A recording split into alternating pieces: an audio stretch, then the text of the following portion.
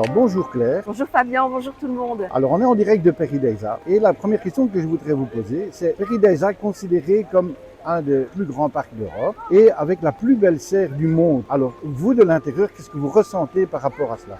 C'est vrai qu'on est très fiers d'avoir reçu plusieurs titres. On a été élu 5 fois de suite meilleure zoo d'Europe.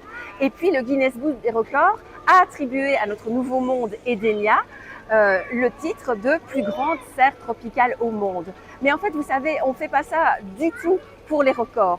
Ce sont bien entendu des récompenses des équipes, des récompenses du travail et de la concrétisation du rêve de notre président fondateur Éric Dombe.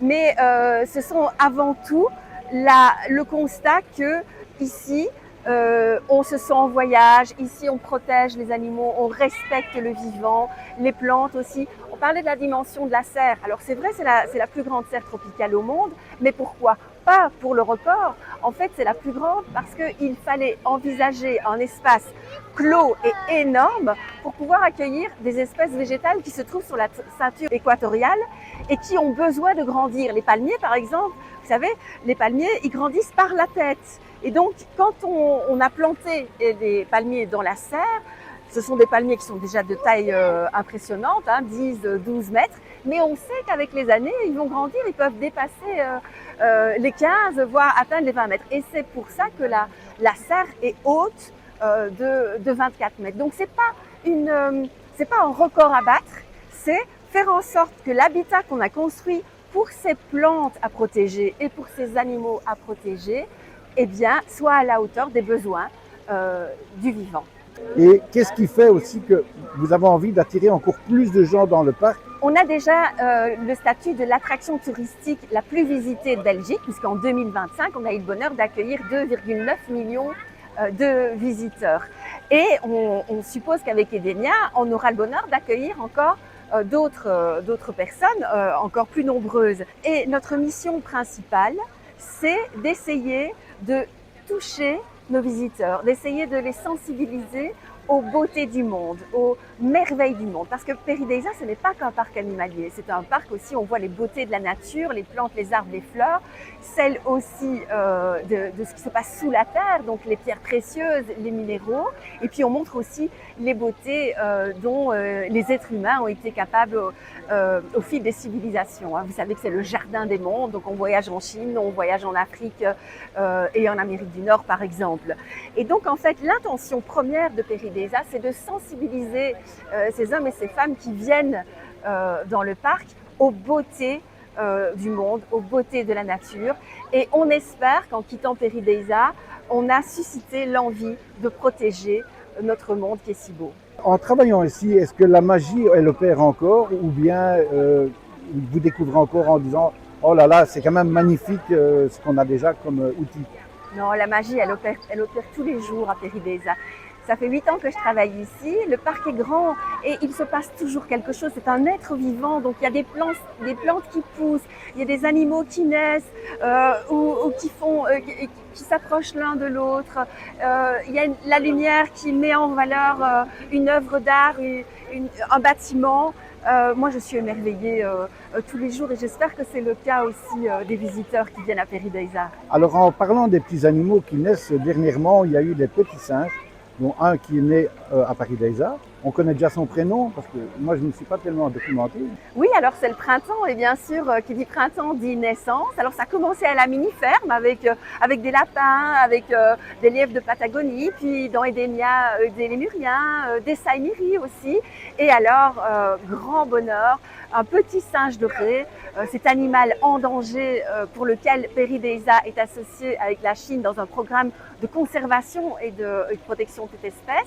Alors, il n'a pas encore de nom parce que la tradition en Chine veut qu'on attende les 100 premiers jours d'un bébé avant de lui donner son nom. C'est une forme de superstition, mais c'est aussi logique. C'est pour vérifier si le petit est viable, ce qui est le cas. Nous le voyons, il est en pleine santé. Donc, on attendra ces 100 jours, donc c'est à peu près la fin du mois de juin, pour lui donner un nom en collaboration avec notre partenaire chinois. Un peu comme les pandas à l'époque. C'est exactement le même principe que le panda. En fait, ce sont deux espèces en danger et qui nous viennent de Chine et qui, en fait, sont ici à Paradisa comme vitrine de leur espèce dans la nature et pour lesquelles nous avons reçu la confiance de la Chine. Une fois qu'on fait des bébés, une fois que les bébés sont sevrés, donc ils n'ont plus besoin de leur maman, environ 4-5 ans, ils retourneront en Chine pour repeupler les réserves naturelles de la Chine. Puisqu'on reste dans les animaux, à Paradisa, on soigne aussi les animaux qu'on récupère dans toute la Belgique ou même Oui. dans l'Europe. Oui, vous avez raison. La Fondation Paradisa a le titre CREAVES, donc les centres de revalidation des espèces vivant à l'état sauvage.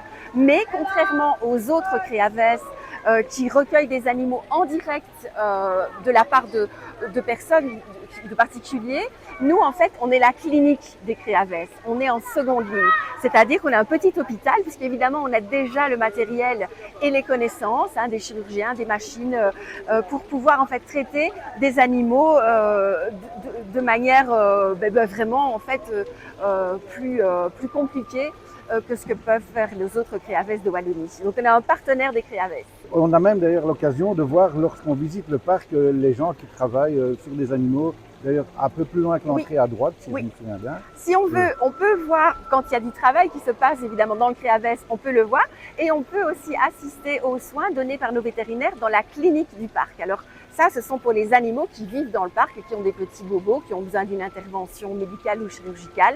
Et quand c'est OK pour tout public, il faut que ce soit quand même des interventions qui ne soient pas trop difficiles à regarder pour notre public qui est quand même composé de beaucoup d'enfants. On peut regarder le travail des vétérinaires à la fin de la Galerie des Mondes quand on entre à Paradisa sur la droite, puis sur la clinique vétérinaire. Donc en fait, il y a beaucoup de monde à Paradisa, notamment les éléphants, il y a les aquariums, il y a la serre. Quel est le monde que vous pensez qui représente le plus Paradisa?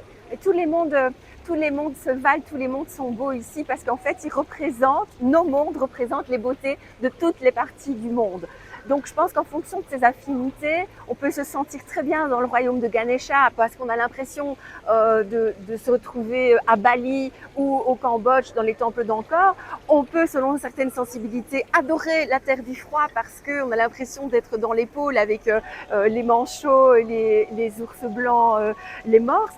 On peut adorer la Chine, bien entendu, particulièrement immersif.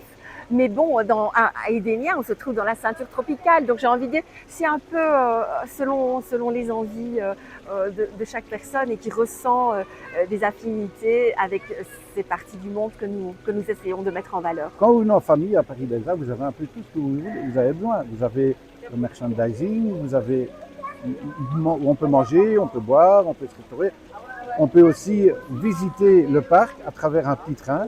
Il y a une petite particularité cette année. Oui, en 2026, le train à vapeur de Paradisa change de sens.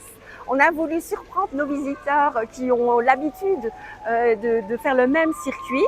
Avant, on partait vers le phare et puis on allait vers le Cap Austral, on faisait tout le tour pour revenir vers la brasserie et la gare. Et maintenant, on fait l'inverse.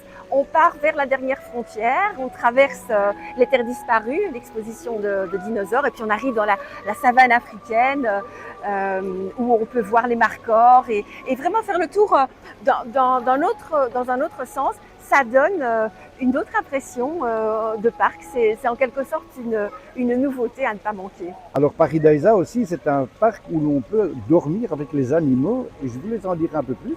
C'est vrai que depuis 2019, il est possible de séjourner vraiment au plus près des animaux. Il y a la partie de la dernière frontière où on peut séjourner avec des ours, des loups, des otaries de stellaires.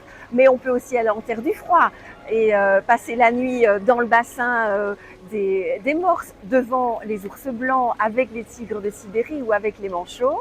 On peut aussi passer un séjour à la mini-ferme. Et là, c'est vraiment un contact, un retour à la nature qui plaît aux enfants, mais qui plaît aussi aux adultes qui sont restés enfants parce qu'il y a là une possibilité de connexion avec ces animaux qui ne sont pas des animaux sauvages, ils sont des animaux de chez nous finalement et qui méritent pourtant aussi toute notre attention et tout notre amour. Et puis, depuis ce mois de février 2026, on peut dormir aussi à Edenia, devant les différents animaux qui se trouvent à Edenia. Je pense aux saïmiris, aux requins, bientôt aux lamantins, mais aussi aux tapirs, aux fourmiliers, aux capybaras. Il y en a pour tous les goûts. Il y a 209 logements dans Perideisa et c'est sûr qu'un séjour, c'est une autre aventure. Parce que quand on séjourne à Perideisa, on a accès à tout le parc. Où que vous dormiez, vous avez accès à tout le parc, toute la nuit, le matin, le soir, quand les visiteurs d'un jour sont partis. Et donc, il y a vraiment une impression d'être seul au monde dans tous les jardins. Et ça, je pense que c'est vraiment un moment de connexion inoubliable avec la nature. Bien, merci Claire. On fera un petit tour avec Confessmac dans le parc pour essayer de mettre un peu en image ce que vous nous avez raconté. Et j'espère qu'on vous a convaincu et que ceux qui ne sont pas encore venus à Perideisa viennent découvrir, c'est extraordinaire, et que ceux qui sont déjà venus reviennent. Avec plaisir. Merci d'avoir pris le temps de me donner la parole et bonne visite à tout le monde. Bienvenue à tout le monde. Une bonne journée Claire. Vous aussi.